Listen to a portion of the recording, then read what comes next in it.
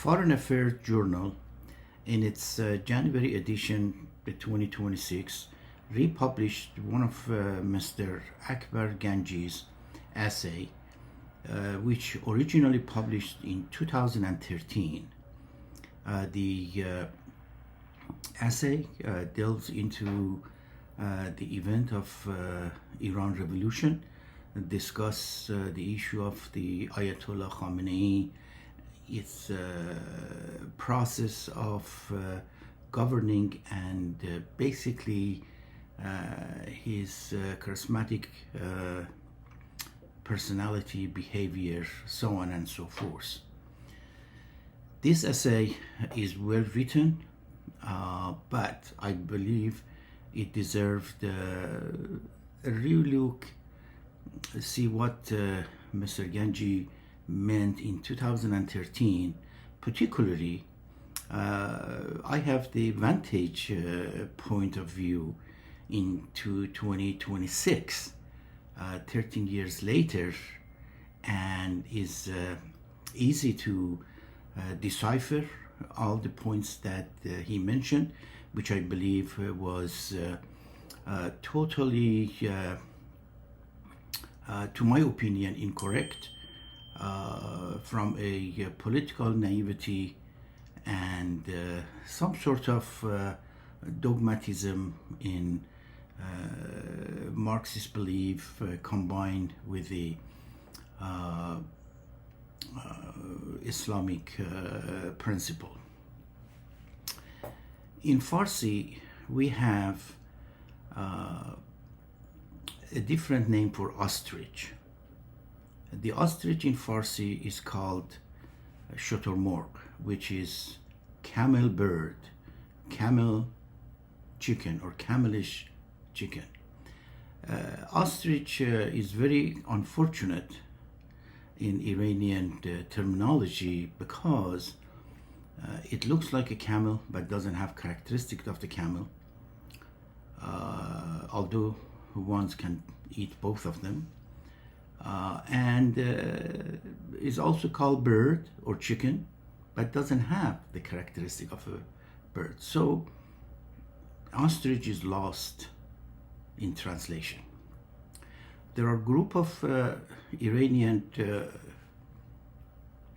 elite, progressive, namely Roshanfikran, which they really at their highest level of societal engagement in 1979 and before 1979. And among those were a scholar in Islamic teaching and also some scholar in Marxism. There were another two groups of a strike group. One was Mujahideen Khalq, that they called them Marxist Islamist group, and another one, Fadayan Khalq, which devoted Marxist to Iranian Revolution cause. Mujahideen Khalq had some Islamic tone to theirs, but the Fadayan mainly were a Marxist group.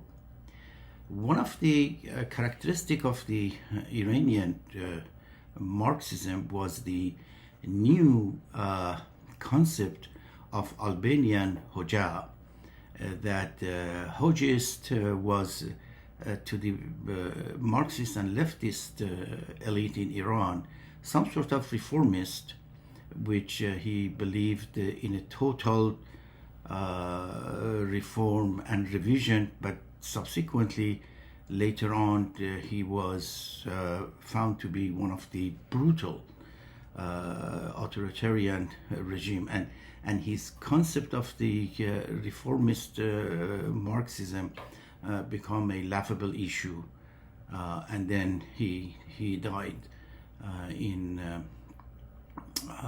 Albania. There is another person that was the role model for many of the Islamists, including Ayatollah Khomeini and Ayatollah Khamenei by the name Qutb. Qutbism was the sect of Islamic cult.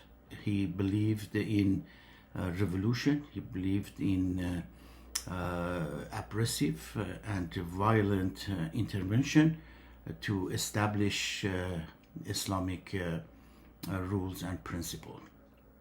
Ayatollah Khamenei mainly has some leftist and Marxism tendency, and also is a devoted follower of Qutb.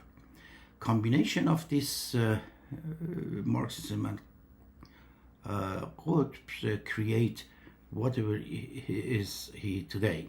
But let's go back to Mr. Ganji. Mr. Ganji is one of the elite journalists that was part of the Islamic Revolution, was an insider.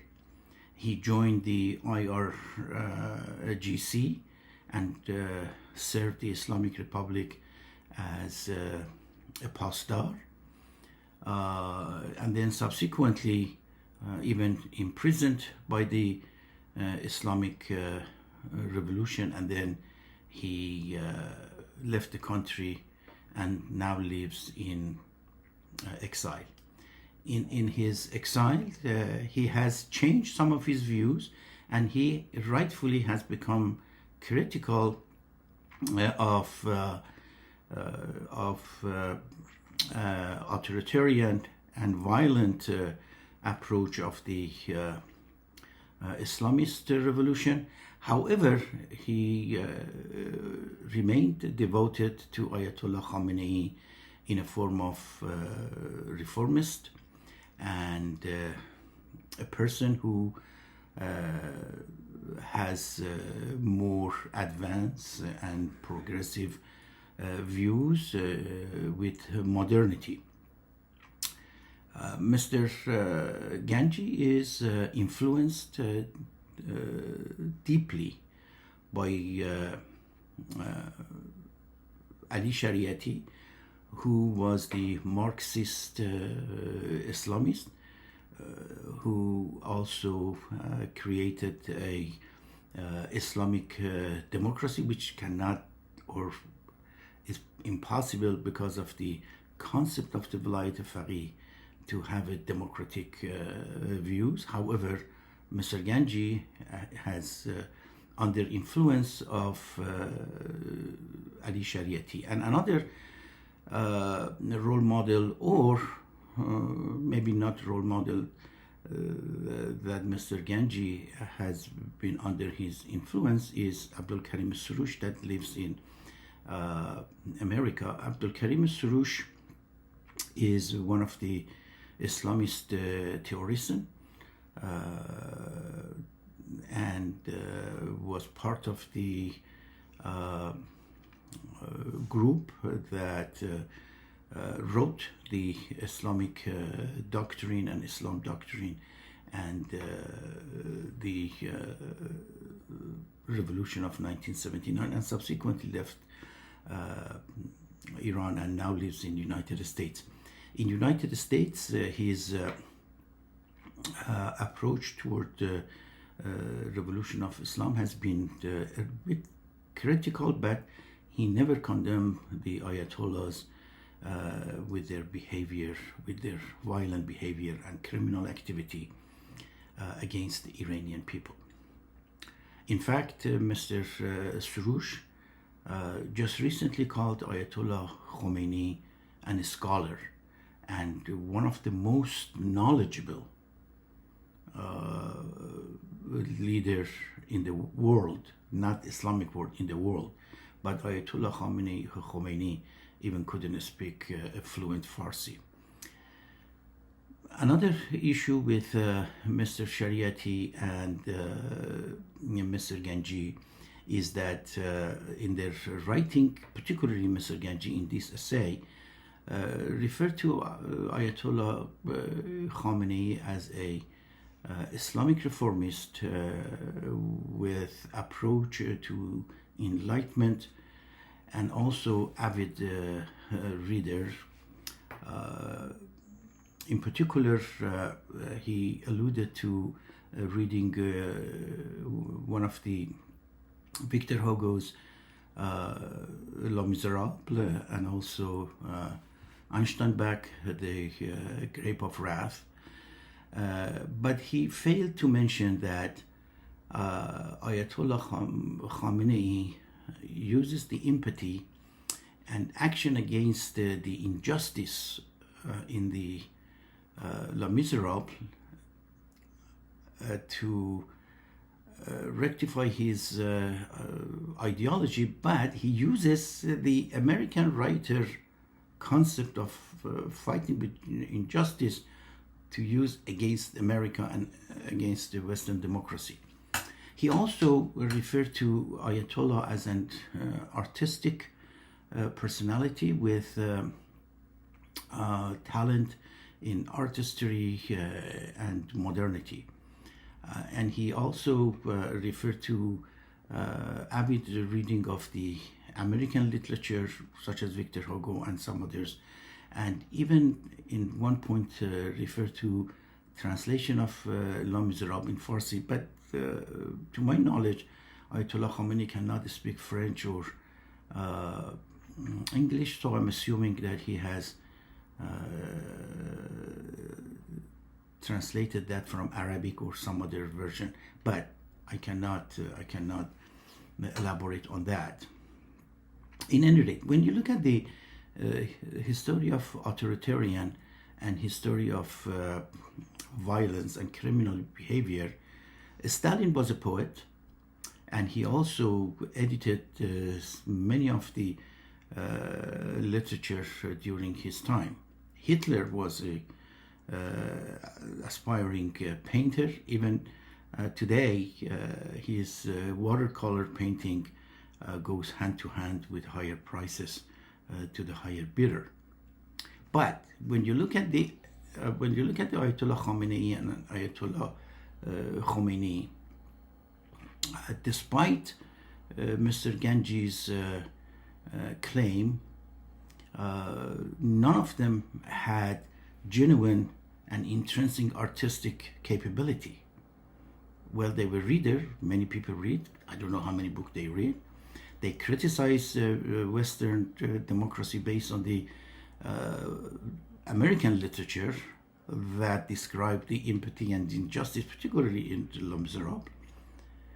But using the American literature to justify his violent behavior. When you look into Mr. Ganji's essay that I have written a response and I sent it to Foreign Affairs, and I'm hoping that they publish it, but if they didn't, I will publish it online somehow. And then having a hindsight, the 2013 essay by Mr. Ganji seems to be very naive, politically, religiously, and scientifically. He fails to look into the intrinsic Islamic rules and governing of the country. He failed to look at the evolving the government into the brutal with subsidizing proxies around the world involving Syria, Iraq, with killing of millions. 1988, the killing of the prisoner, 4,000 to 5,000 people were killed in 1988, so on and so forth. And even in this recent protest, that more than, according to some report, 12,000 to 20,000. And if you look at the 9/11 in the United States, that attack to the towers killed 3,000 to 3,500 in one day. But in one day, Ayatollah Khamenei killed 12,000 or 20,000. So his evaluation and his assessment seems to be unwarranted, seems to be not scientifically done, is more of appropriation, whether in his part or Khamenei's part, that this is a dedication to a leader who is brutal, has criminal activity, yet Mr. Ganji believes that he has that soft nature, and he is a reformist, and his function is anti-Western and anti-imperialism. I really invite you to read the essay, and also look for my essay. If the Foreign Affairs did not publish it, I somehow published it and announced it, so we can all read and talk and discuss in a later date.